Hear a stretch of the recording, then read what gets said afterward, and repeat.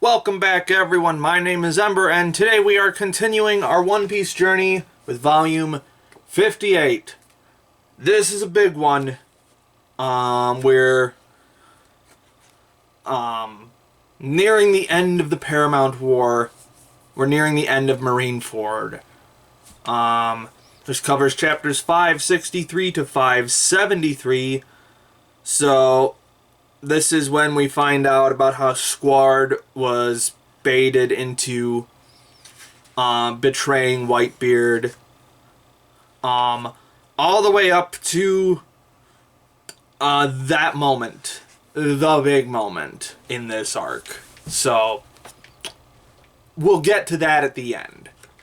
But in any case, I think I forgot to mention in the last video that we find, or the last video, the previous volume, that we finally found out about Whitebeard's devil fruit, which is the Tremor fruit, and is the most terrifying devil fruit we've seen so far. He can, not only can he cause earthquakes, but he can basically, it looks like he can basically just shake and shatter anything. Like, he can even shatter the air. It's so insanely overpowered. Much like the man himself. He is just an absolute wall of power. Just constantly slaying people left and right.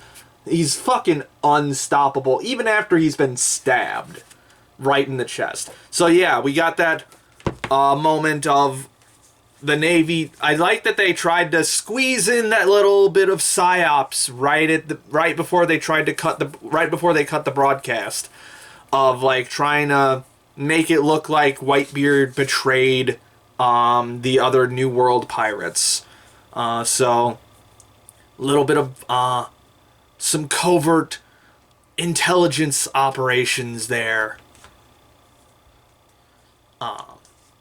But of course, it doesn't really work because most of the pirates know that Whitebeard wouldn't do that, and they're already wary of the Navy, so of course no one fucking believes it. Good try, though, Navy. Good try. You really tried, but fuck you. Yeah, I'm starting to understand why this arc is held in such high regard, because it's not as thematically deep as other arcs, though it does have a lot going on in that regard. But what's really propelling this arc forward is just that this is the most non-stop action that One Piece has been so far, and all of it has been fucking incredible.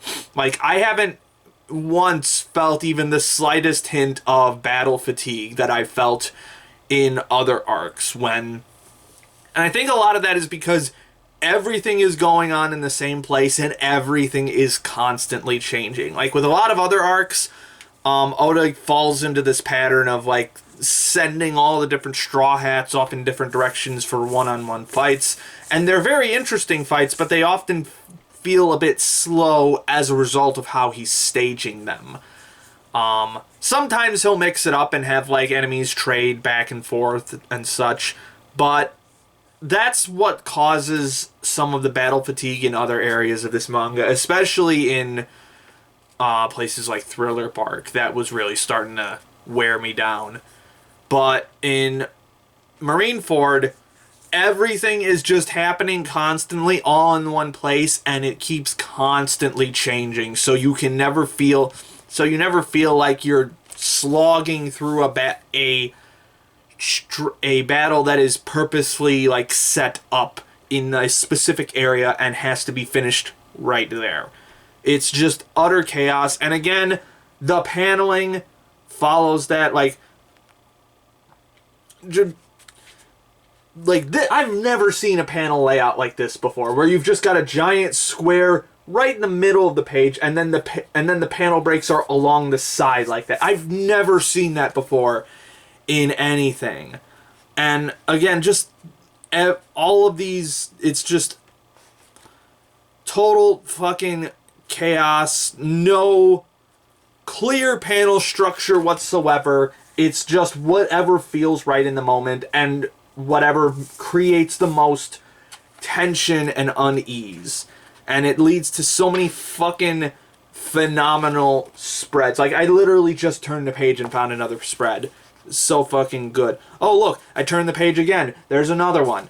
It's just non-stop. Like, oh, I turned it again. Some fucking phenomenal paneling. It's so I don't know. I'm really struggling to understand how he is so good with this particular arc. I'm really struggling because there's so many fucking incredible panels like this that just are so clean and so detailed. It's just so fucking good. And we got this giant thing of Ace finally breaking out of his cuffs here, but again, the rest of the panel is just complete fucking chaos. Or the rest of the pages are total fucking chaos, but they're all centered around this particular panel. It's so good.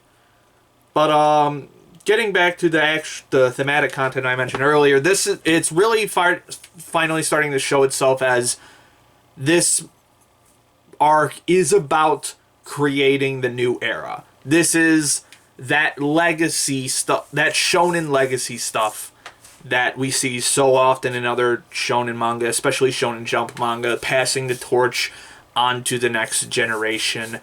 Whitebeard is resolved to save Ace, and now Luffy, who he sees as having a ton of potential as well, so that they can push forward into the new era and bring new change into the world. And he's going to stay behind in this era and bring the entire Navy down with him. And I would totally believe he could. I totally believe that would be possible. But, it's just so fucking good. And, of course, we had this very brief but very impacting exchange between Luffy and Garp, his grandfather, where Garp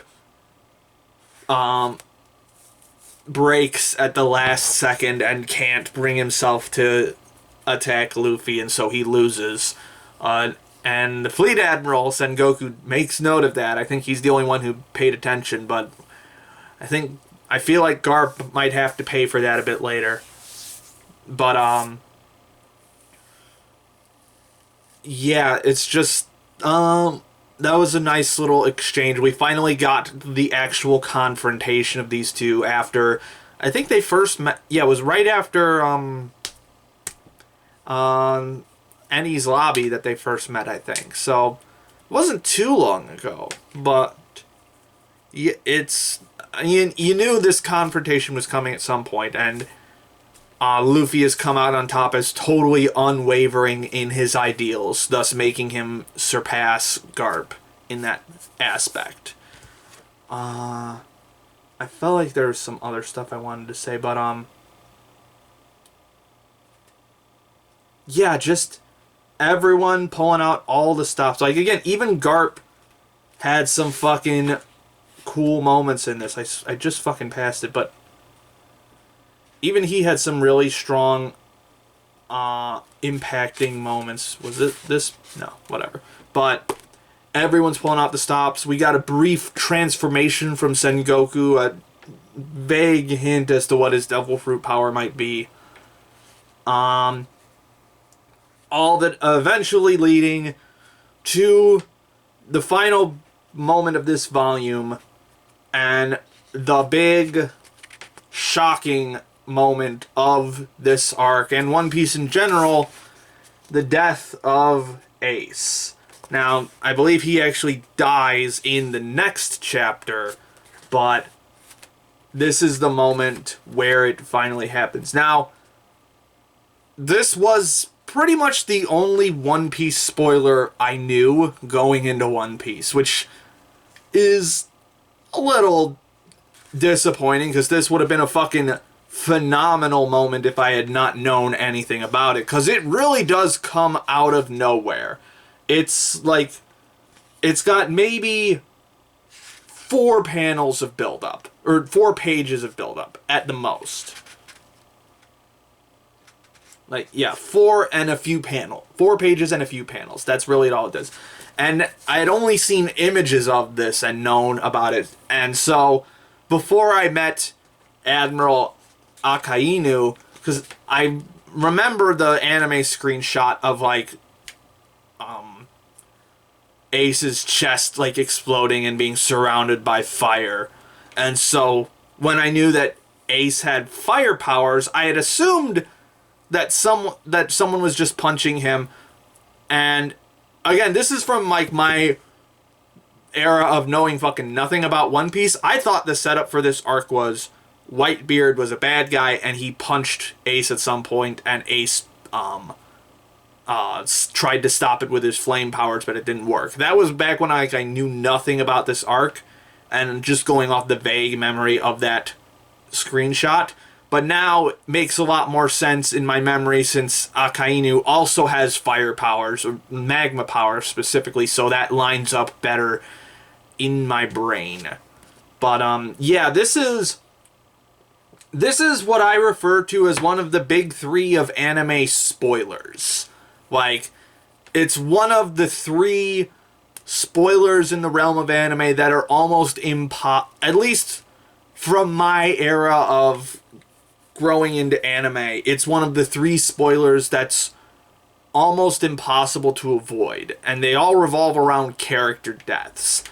This one in One Piece, and the other, just on the off chance that you haven't seen these other two shows and don't know what I'm talking about, the other two are Madoka Magica and Gurren Lagann.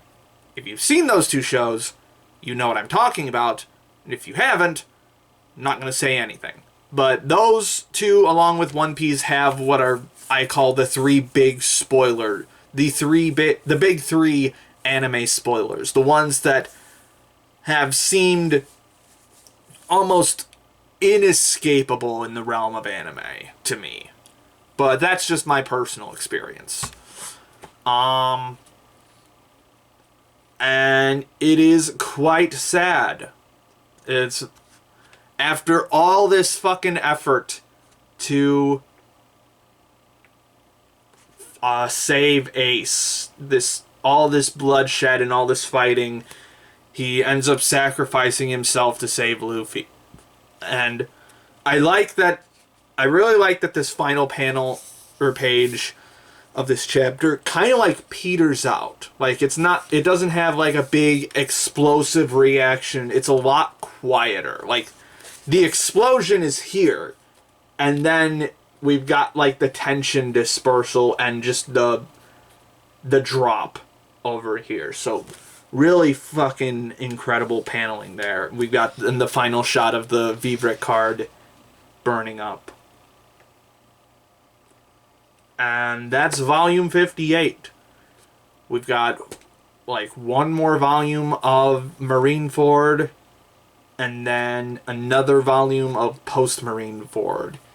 And then after that, I'm going to take a break from One Piece, because I'm losing time in the day doing this. I'm losing more time than I was anticipating. But this particular arc is fucking flying by, and I am loving it. But that's all for today. If you enjoyed this video, be sure to like and subscribe. Leave a comment down below if you have anything to add or whatnot. My name is Ember, and I'll see you next time.